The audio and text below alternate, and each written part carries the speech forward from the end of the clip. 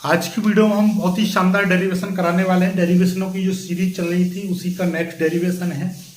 धारावाहिक परिनालिका के अंदर उसकी अक्ष पर चुंबकीय क्षेत्र का व्यंजक।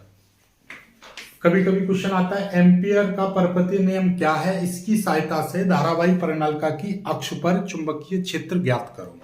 राइट, पहले समझते हैं एम्पियर का परपतीय नियम। एम्पियर ने एक क्लोज परिपथ यानी बंद परिपथ के लिए एक नियम दिया था। क्या नियम दिया था कि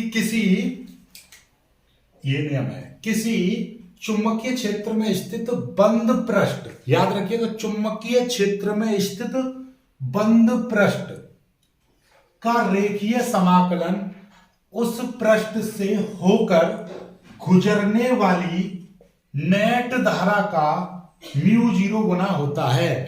जैसे कि मान लीजिए ये कोई चुंबकीय क्षेत्र है और इसमें ये कोई पृष्ठ है, इस पृष्ठ से कितनी धारा गुजर रही है, ठीक है, तो इस पृष्ठ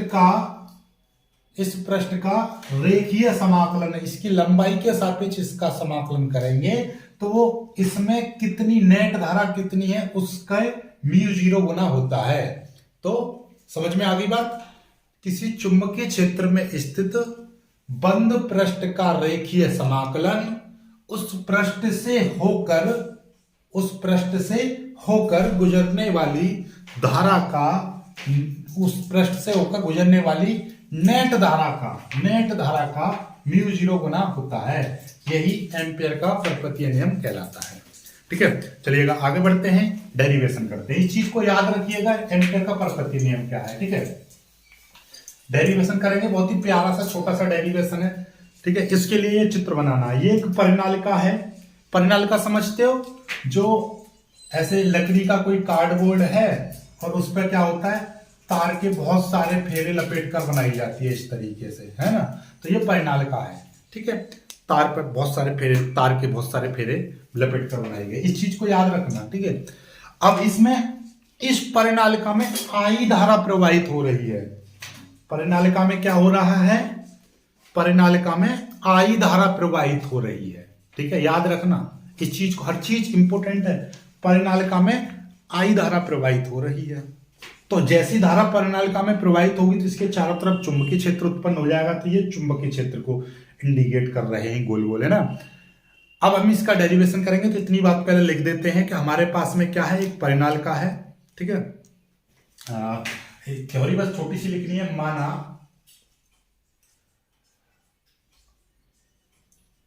हमारे पास एक एल लंबी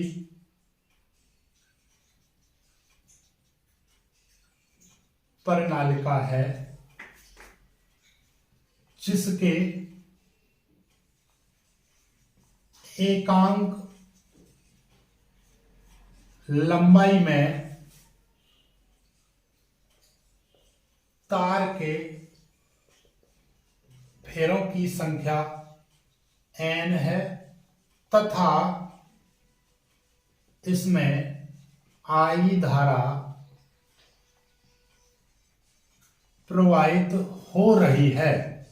पर इतनी थ्योरी लिखनी है। माना हमारे पास एक एल लंबी, यानी यहां से यहां तक की लंबी कितनी है, एल लंबी एक परिनालिका है जिसके प्रति मीटर अर्थात एकांक लंबाई में फेरों की संख्या कितनी है, एन है, स्मॉल एन। ये रही, क्योंकि ये तार से लपेट कर बनाई है तो एकांक लंबाई में तार के एन फेरे हैं, अर्थात एन फेरे। ठीक है, एक एकांक लंबाई में, 1 मीटर लंबाई में। ठीक है, और इसमें आई धारा प्रवाहित हो रही है।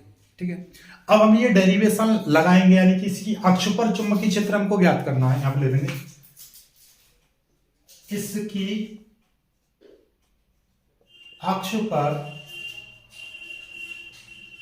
चुंबकीय क्षेत्र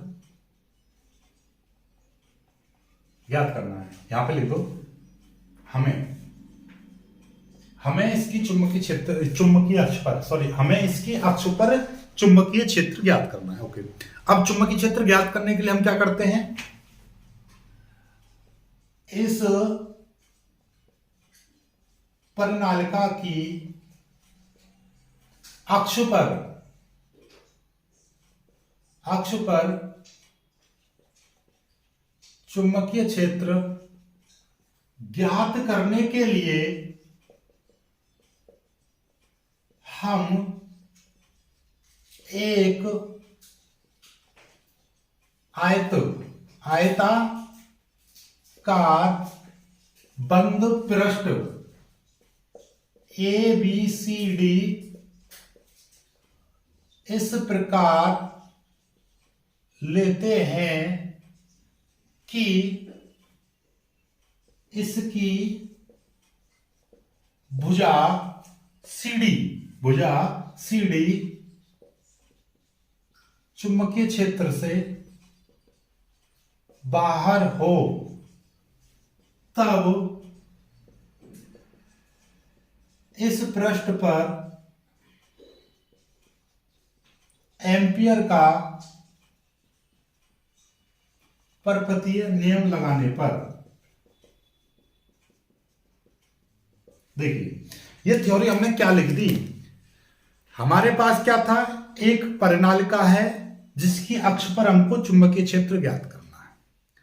हमने एक ऐसी परिनालिका ली है जिसकी लंबाई L है और जिसके एकांक लंबाई में फेरों की संख्या, ये जो परिनालिका बनाई गई है तो इसमें एकांक लंबाई में तार के n फेरे लपेट कर बनाई गई है, ठीक है। I धारा इसमें प्रवाहित हो रही है, तो इसमें जब I धारा प्रवाहित होगी तो इसकी चारों तरफ चुंबकीय क्षेत्र उत्पन्न हो जाएगा। तो इसकी अक्ष पर चुंबकीय क्षेत्र ज्ञात करने के लिए हम एक आयताकार पृष्ठ लेते हैं ABCD। ये ABCD एक आयताकार बंद पृष्ठ लेते हैं, क्योंकि एम्पियर का पर्पतीय नियम तो बंद पृष्ठ पर ही लगता है। लेकिन ये बंद पृष्ठ इस प्रकार चुनते हैं हम कि इसकी भुजा CD इस चुंबकीय क्षेत्र से बाहर हो, अर्थात ये वाली जो भुजा है चुंबकीय क्षेत्र से बाहर है, ठीक है। इस प्रकार लेते हैं। अब इस पर हम एम्पियर का पर्पतीय नियम लगाएंगे तो कैसे हो जाएगा कि भैया ये हो जाएगा B vector dot dl vector बराबर μ0 इंटू आई। समीकरण 1 मान लेंगे इसको। ऐसा क्यों? क्योंकि भैया इसमें जब धारा प्रवाहित कर रहे हैं तो इसके चारों तरफ जो चुंबकीय क्षेत्र उत्पन्न हो रहा है वो हमने B मान लिया है। भाई किसी परिनालिका में जो धारा प्रवाहित करी तो उस पर चुंबकीय क्षेत्र उत्पन्न चुंबकीय क्षेत्र B है, ठीक है। तो यहां पे लिख देंगे जहां B वेक्टर क्या है, चुंबकीय क्षेत्र, ये चुंबकीय क्षेत्र है। L आप समझ ही रहे हैं, इसके लंबाई के सापेक्ष इसके पूरा हमने लगा दिया, ठीक है। समझ में आ गई बात? चलिएगा अब आगे बढ़ते हैं हम, ठीक है। चलिए इसको तो लिखने की जरूरत है नहीं, वैसे यहां से आगे की बात करते हैं, ठीक है। ये थ्योरी आपको पता ही चल गई क्या लिखना है। अब यहां से आगे देखिएगा ध्यान से। अब हम इस बंद पृष्ठ का रेखीय समाकलन निकालेंगे। तो पहले मैं यहां से इसका स्क्रीनशॉट ले लीजिएगा इस थ्योरी का, तो इस चीज को मैं ऊपर लिख दूंगा ताकि ये मेरा पूरा हो जाए, ठीक है। तो ये थ्योरी आप लिख ली है आपने, बस इतनी काफी है। और ये बंद B vector dot dl vector बराबर μ0 इंटू आई, समीकरण 1, ठीक है। इतना तो लिख दिया। अब देखिएगा ध्यान से, अब इस बंद पृष्ठ यानी बंद पृष्ठ की बात कर रहा हूं, बंद पृष्ठ ABCD के लिए, इस बंद पृष्ठ ABCD के लिए मैं बात कर रहा हूं।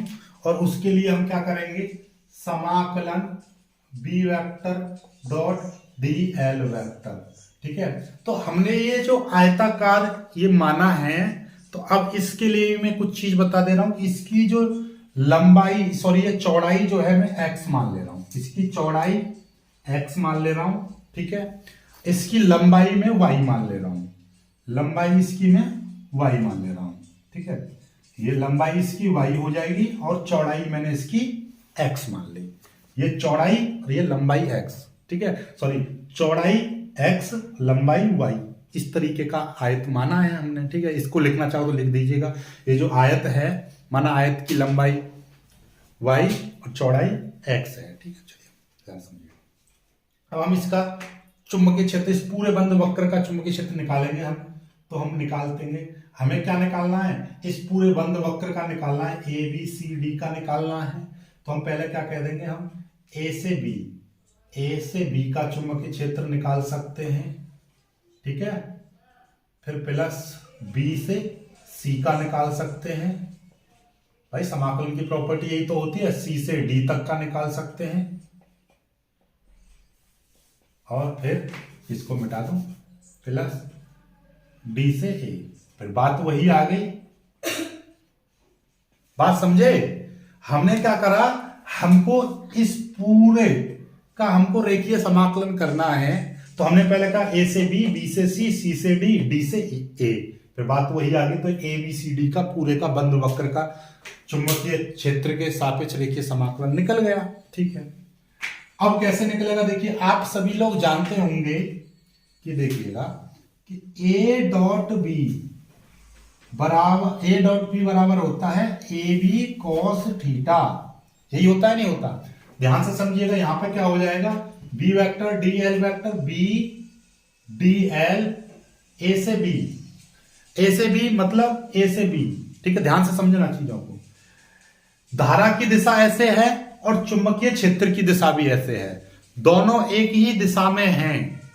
तो क्या होगा, जब दोनों एक ही दिशा में हैं तो उनके बीच में कोण कितना, 0 डिग्री।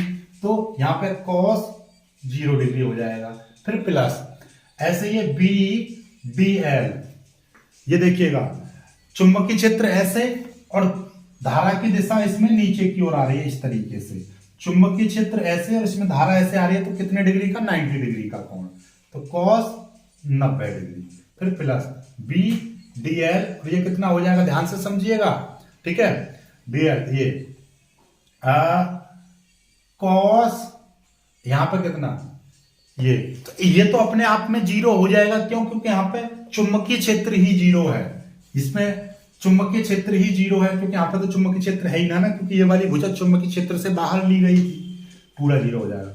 बी डी एल, और यहां पर फिर वही चीज, चुंबकीय क्षेत्र ऐसे और ये दिशा ऐसे ऊपर की ओर, तो 90 डिग्री, cos 90 इस तरीके से आ जाएगा।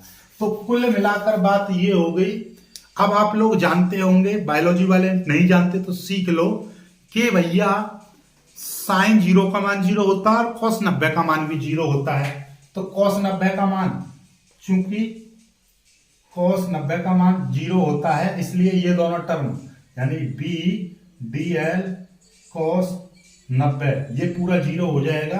तो ये कितना आ जाएगा, समाकलन B vector dot D L vector बराबर बी डी एल, ये 1 हो जाएगा। ये तो 1 हो गया, ठीक है। समझ में आ गई बात, नहीं आई, ये आ जाएगी आपकी, ठीक है। ये आपकी आ चुकी है, ये डी एल आ गया। ये आपका पूरा का पूरा टर्म 0 हो जाएगा। क्यों 0 हो जाएगा, प्लस 0 प्लस 0 प्लस 0, तो ये cos 90 का मान 0 0 0।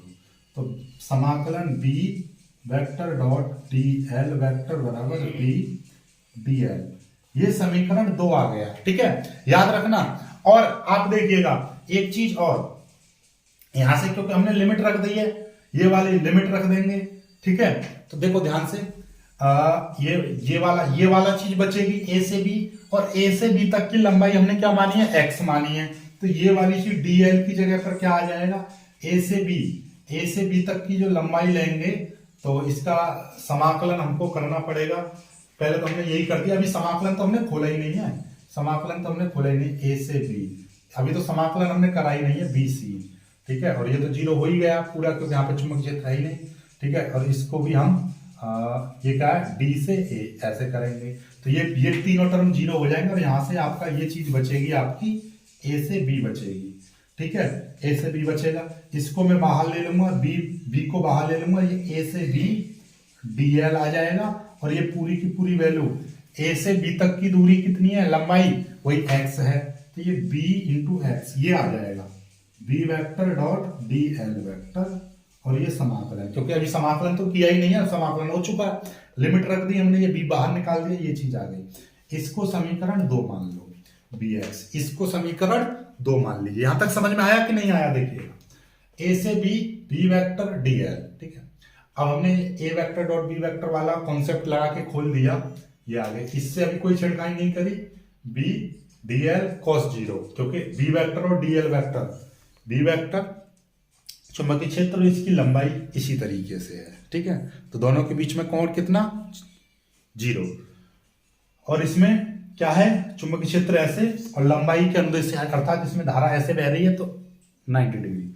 ये चुंबकीय क्षेत्र से बाहर है तो इसमें तो बी वेक्टर का मान ही 0 होगी, यहाँ पे तो बी है ही नहीं ना, तो इसलिए ये टोटल 0। और ये वाला भी 90 कॉस, चूंकि कॉस 90 का मान 0, तो ये पूरा बी डी एल कॉस 90 का मान 0 हो जाएगा, तो ये भी 0, ये 0 है, ये 0, ये पूरा खत्म। ये ए से बी बचा, ए से बी यानी इस चीज को सॉल्व करेंगे, ए से बी लंबाई लेंगे तो वहां पे एक्स रख दिया, इसको समाकलन करने की जरूरत ही नहीं पड़ी, ठीक है। इस तरीके से ये हो गया, खत्म कहानी, ठीक है। चलिएगा अब आगे की बात करते हैं। यहाँ तक स्क्रीनशॉट ले लीजिएगा, यहाँ तक स्क्रीनशॉट ले लीजिएगा, यहाँ से बाद में कॉन्सेप्ट आपको समझ में आएगा। देखो यहाँ से दो समीकरण आपको मिलनी, समीकरण 1 और ये समाकलन b vector dot D L vector बराबर bx, ये समीकरण 2। समीकरण 1 ये पहली वाली और समीकरण 2, इसको मैं मिटा रहा हूं, जल्दी से स्क्रीनशॉट ले लीजिएगा यहाँ तक, ठीक है। इसको मिटा दिया मैंने। अब देखिएगा यहां तक, अब यहां से बाद में सारा काम थ्योरी का है। क्या है थ्योरी का, जरा सीखो। क्या देखिएगा, अब आपको पता है ये समीकरण 2 आया था यहाँ पे, ठीक है। ये समीकरण 2 आ गया, ये ऐसे, इसके नीचे मैंने यहाँ पे लिख दिया ये B vector dot D L vector बराबर बी एक्स, ये समीकरण 2 आया था, ऐसे नीचे आया था। अब बी एक्स ये वाली वैल्यू, ये समीकरण 1 में रख दो, समीकरण 1 से, समीकरण 1 में रख देंगे ये वाली वैल्यू, क्योंकि बी और डी एल वेक्टर इतने की वैल्यू निकाली है तो इसकी वैल्यू बी एक्स आई यहाँ पर रख देंगे, तो ये कितना हो जाएगा, बी एक्स बराबर म्यू 0 इंटू आई, ये चीज आ गई। इसको याद रखिएगा, इसको याद रखिएगा, ठीक है। ये आ गया। अब यहां से आगे हमको पता है, हमको क्या पता है, क्या माना था, माना परिनालिका की एकांक लंबाई में तार के फेरों की संख्या बराबर स्मॉल एन थी। तार के एकांक लंबाई में फेरों की संख्या कितनी है, एन। तो अब ये वाली इतनी लंबाई में फेरों की संख्या कितनी हो जाएगी, जो एकांक लंबाई में एन है, तो इस वाली लंबाई, इस एक्स लंबाई में यहां से यहां तक देखो, आपको पता है इस तरीके से है ऐसे। अब एकांक लंबाई में, 1 मीटर लंबाई में फेरों की संख्या एन है, तो मैं यहां से यहां तक की दूरी है आपकी एक्स, तो एक्स मीटर लंबाई में, तो हम लिख देंगे अतः एक्स लंबाई में फेरों की संख्या बराबर एन इंटू एक्स आ जाएगी, ठीक है, ठीक है।